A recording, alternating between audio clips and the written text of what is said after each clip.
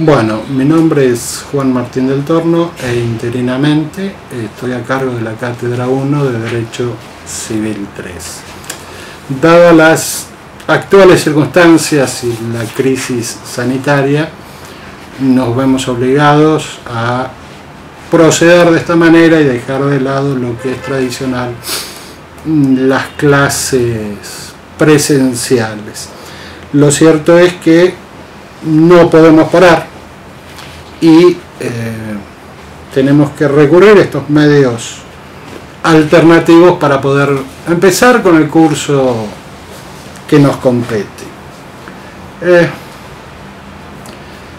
Nosotros tenemos que tratar de empezar a ver el contrato por lo que desde mi punto de vista realmente es, que es un instrumento de intercambio que ha sido utilizado por las personas desde hace muchísimo tiempo. Si uno se pone a pensar, en realidad, cuando el hombre dejó de ser cazador-recolector, un nómade cazador-recolector, y empezó la agricultura, empezó el hombre a sobrarle algo y seguramente el que estaba al lado tenía algo que él necesitaba. Y de esa manera apareció el primer contrato, el trueque, cuando ambas partes, en definitiva, sin tener idea de partes, sin tener idea de derechos, sin tener conceptos demasiado elevados, simplemente satisfacían las necesidades que eran comunes. Y esa es la primera relación que uno puede encontrar del hombre con otro, en virtud precisamente de que no podemos vivir solos, necesitamos del otro, somos seres sociales y nos relacionamos. Y entonces, frente a esta circunstancia, es que aparecen estas relaciones que, si uno se pone a pensar, surgen del derecho, surgen de la necesidad de las personas. ¿Por qué contratamos? ¿O por qué una persona se junta con otra persona?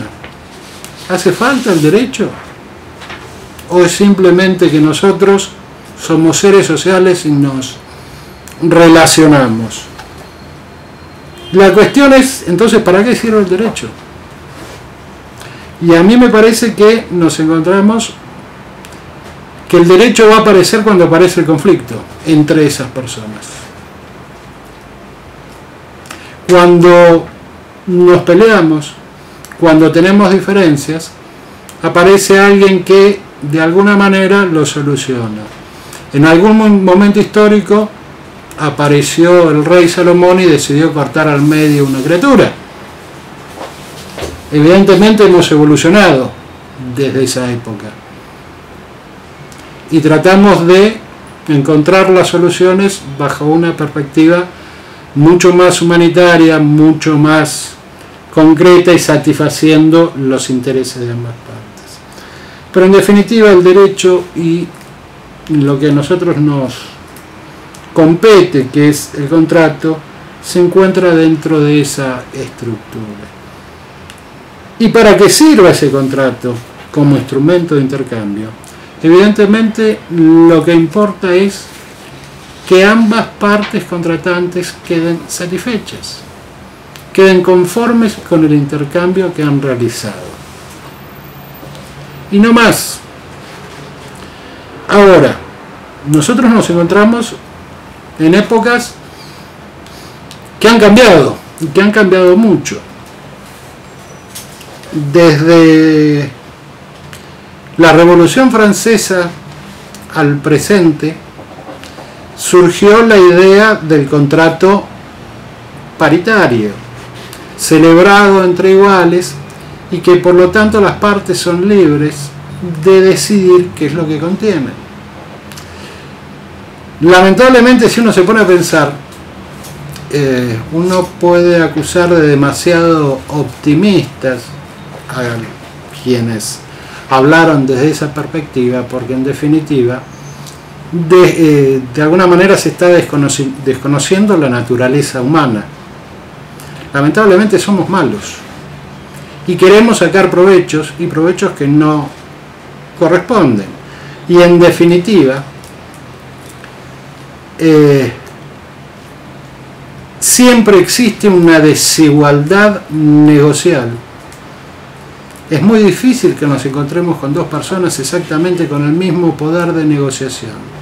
Y si existe esa desigualdad, alguien va a querer sacar provecho e imponer condiciones que hagan que ese instrumento de intercambio termine resultando desequilibrado e injusto para una de las partes. En el presente nosotros vemos que la realidad ha vuelto a cambiar y nos encontramos con una figura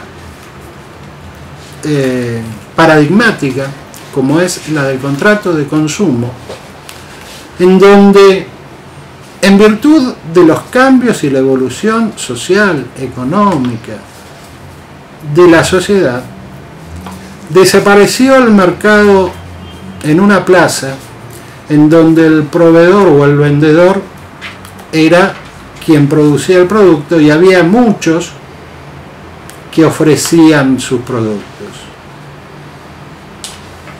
La evolución ha hecho que eso no exista más y que sean pocos quienes ofrecen sus productos y sean muchos quienes se encuentren adquiriendo el producto.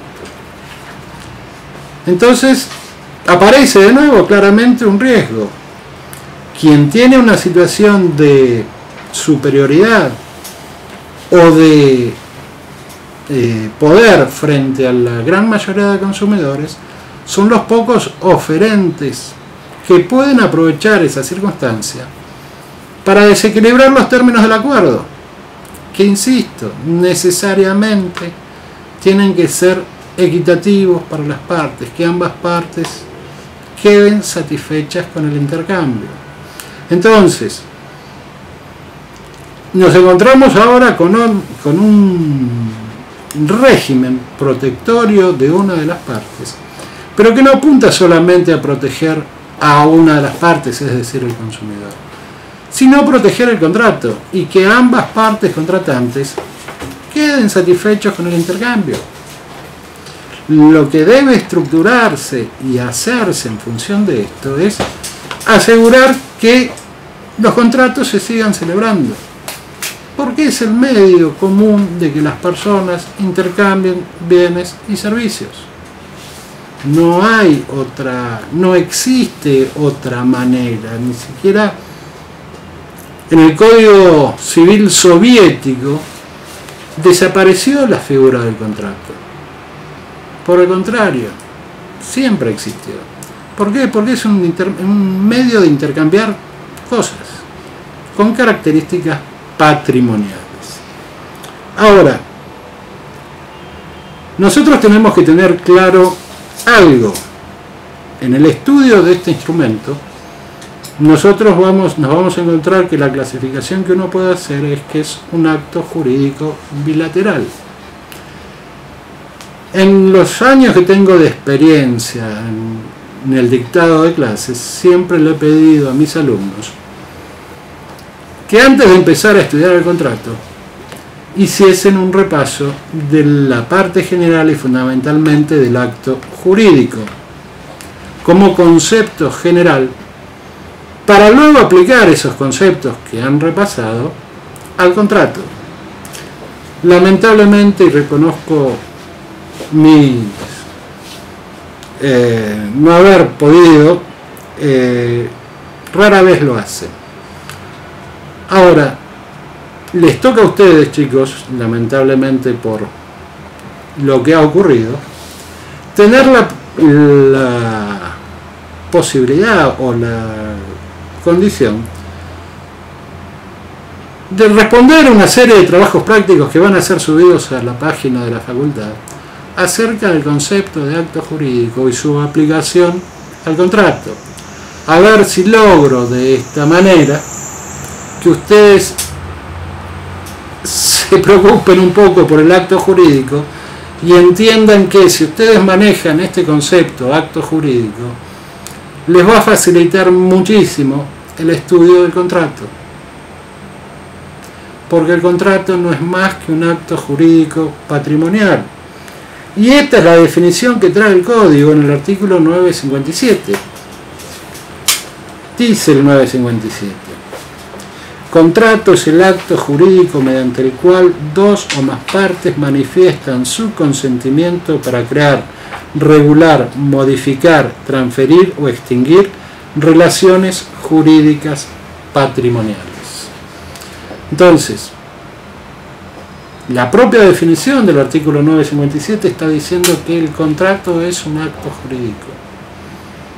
Ustedes, cuando aprobaron parte general, se supone que saben o aprendieron cuál es el concepto de acto jurídico, cuáles son sus requisitos, cuándo pueden sufrir algún tipo de afectación.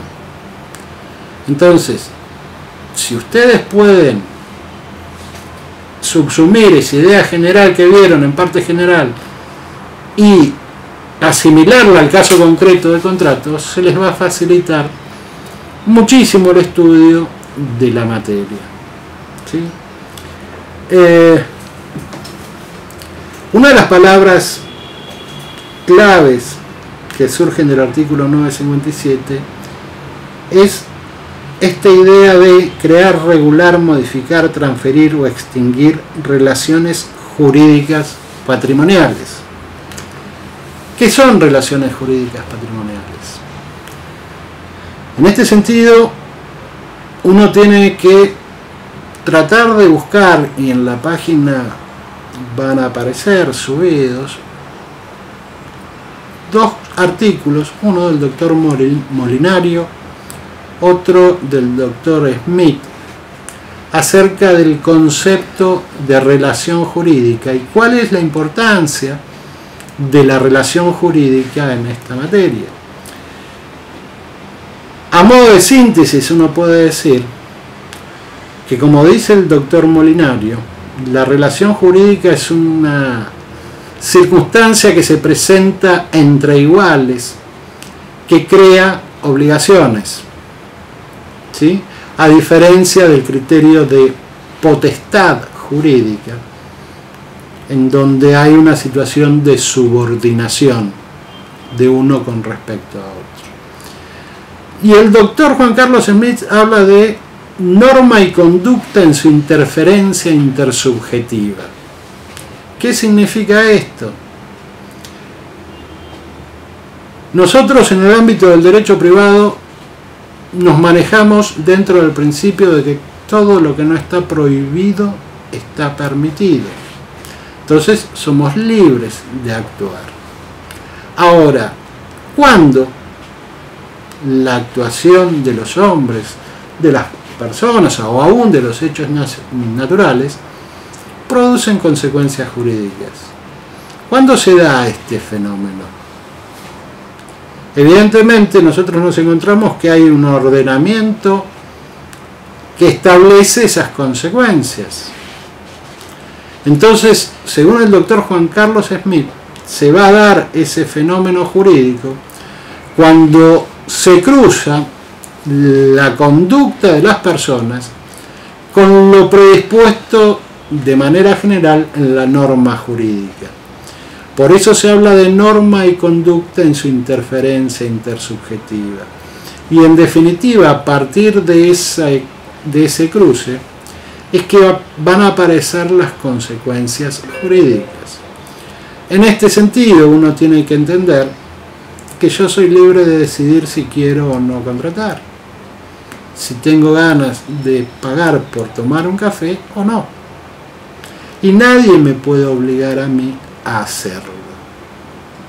Ahora, en el momento en que yo decido sentarme en un boliche y tomar un café, nace para mí la obligación de pagar ese café. Porque libremente quise, también generé obligaciones. Y este es otro aspecto importante de nuestro sistema en cuanto al concepto de contrato. El contrato se encuentra dentro del ámbito de los derechos personales y por lo tanto crea obligaciones. las partes, a partir, en este caso, de la voluntad, de la decisión de celebrar, hacen nacer consecuencias y crean, en definitiva, derechos y obligaciones para las partes. En el supuesto que yo planteaba, el derecho a que me entreguen el café, y por otro lado, mi obligación de pagar el precio por ese café. Y eso no es más que una compraventa, un contrato de compraventa. Ahora, nosotros, dentro del ordenamiento que hemos querido darle a la cursada, en las clases mías del titular, nos vamos a centrar fundamentalmente en el aspecto del contrato del consumo. Y cómo es que aparece dentro de la historia del derecho este fenómeno contractual. Y un poco lo adelantaba. Desaparecieron las plazas de mercado. Seguramente en otras culturas todavía se mantienen, pero cada vez menos. Ahora, ¿por qué desaparecen esas plazas, esas ferias? Y aparecen otros medios, como pueden ser las grandes superficies, grandes supermercados, etc. Evidentemente pasa por un cambio en la condición social, comodidad del consumidor, etc. No creo que sea nada planificado ni planeado, sino que simplemente la evolución en el mundo es esta. Y cuidado, porque a mí hay otro aspecto que me preocupa de esto. Nosotros estamos en medio de un cambio social muy importante. ¿Y cuál es este cambio social? La contratación por vía digital. Los nativos digitales, ¿cuánto tiempo más van a ir al supermercado? Yo, que soy viejo, seguramente lo mantendré. Ahora, los chicos de 20 años como ustedes, que han nacido con una computadora y un teléfono en la mano, ¿van al súper o prefieren hacerlo sentados tomando un mate y con el pijama puesto con la computadora? Ni siquiera con la computadora, con el teléfono. Y que el supermercado les traiga a su casa aquello que pidieron. Este cambio es otro cambio muy importante en la materia contractual que merece ser analizado y que se está produciendo hoy.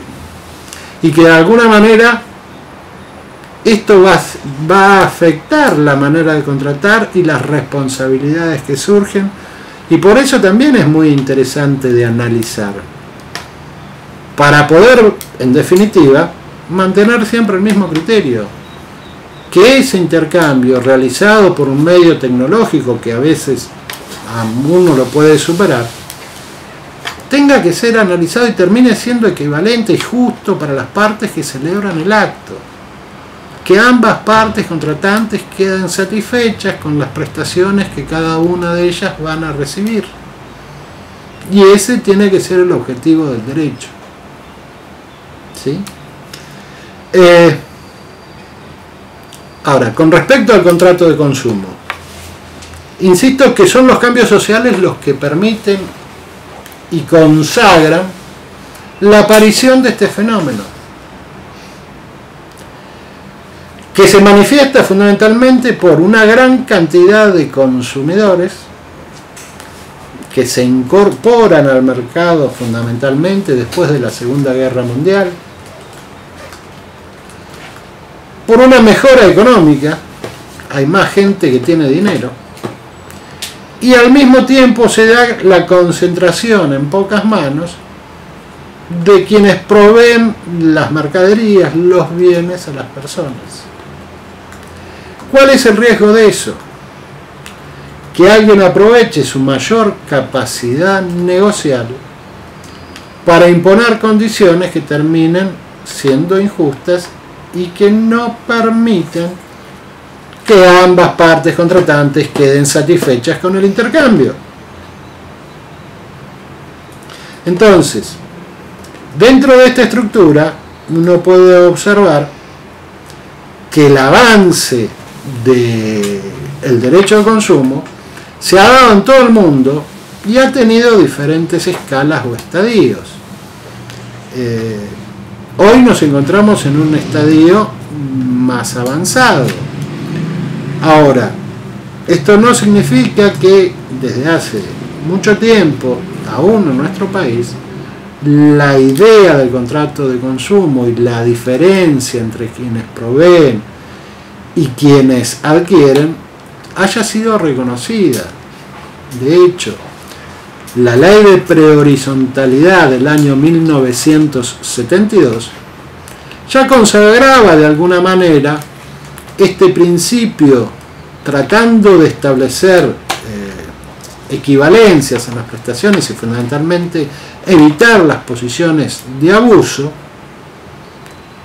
aplicado estrictamente a un ámbito particular que era el de la compraventa de inmuebles en construcción. Pero ya en el año 1972 aparece una primera noción de defensa del consumidor. Por supuesto, en el año 94, luego de la reforma, aparece consagrada expresamente dentro de nuestra Constitución este derecho de consumo a un consumo sustentable y la necesidad de la protección del consumidor. Ahora, ¿por qué se da esta necesidad de la protección del consumidor? Fundamentalmente, insisto, por tratar de evitar que alguien aproveche su mayor capacidad negocial para imponer condiciones que sean leoninas, que sean injustas, que desequilibren el contrato. La interpretación a favor del consumidor siempre debe tener en consideración hacer que el contrato sea equilibrado. No más que ambas partes contratantes queden satisfechas con el acuerdo que se logra. ¿Sí? Y esta debe ser la estructura, porque en definitiva, por más consumo que sea, seguimos hablando de contratos. Y el contrato no es más que un medio de intercambio entre personas para lograr satisfacer sus necesidades. Y la idea tiene que ser siempre esa, tratar de satisfacer los intereses de ambas partes contratantes. Que ambas partes contratantes queden satisfechas con el intercambio que han celebrado, porque en definitiva esa es la única garantía de cumplimiento. Si uno se pone a observar la cantidad de contratos que celebran contra los casos de conflictos, uno va a notar que existe un número innumerable de contratos que celebran cada una de las personas por día y que rara vez terminan en circunstancias de conflictos. ¿Y esto por qué es? Porque en definitiva quedé satisfecho con la prestación y la otra parte también quedó satisfecha con la prestación, y por lo tanto el contrato se extinguió normalmente por el cumplimiento del acuerdo. Ahora, ¿cuándo aparece el problema? ¿Cuándo aparece la crisis del contrato? Normalmente cuando hay alguien que no cumple con su palabra, no cumple con su acuerdo, con lo estipulado, y de alguna manera trastoca el equilibrio alcanzado. Y por eso es importante hacer este análisis y limitar en definitiva aquel que tiene una posición dominante y no permitirle en definitiva que pueda aprovechar su mayor poder negocial para imponer condiciones que alteren ese equilibrio natural que tiene que tener cualquier contrato, cualquier intercambio entre personas.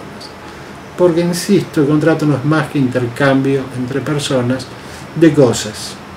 Y ambas partes contratantes tienen la necesidad de quedar satisfechas. ¿Sí?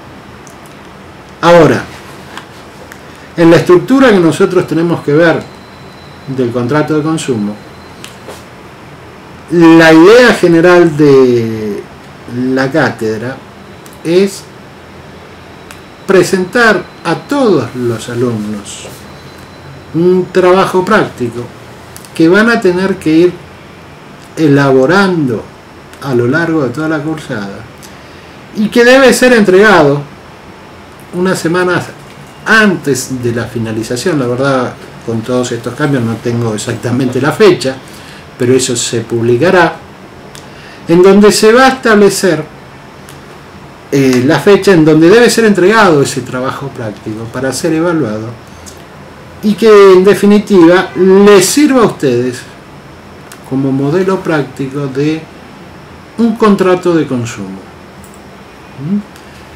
al cual, en la medida que nosotros vayamos avanzando con las clases y haciendo las exposiciones que podamos, según los medios que tengamos, ustedes van a tener la posibilidad de responder. Quiero hacer una advertencia con respecto a esto.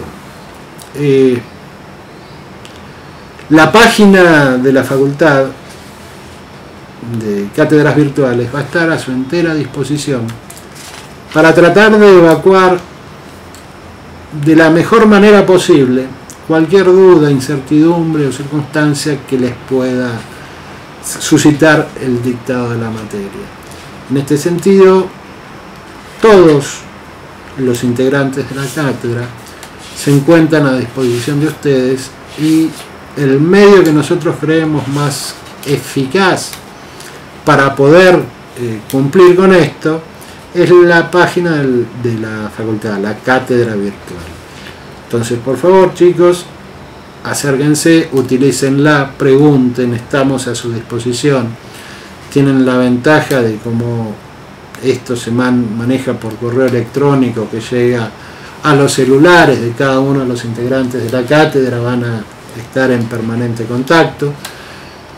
Sean considerados, hay horarios y horarios, pero en este sentido estamos a su disposición y hasta que la facultad lo determine seguiremos por esta vía, ¿sí?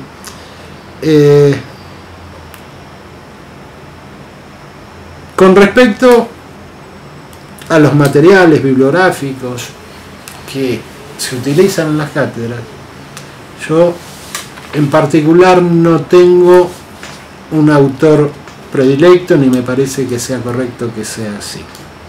Entonces,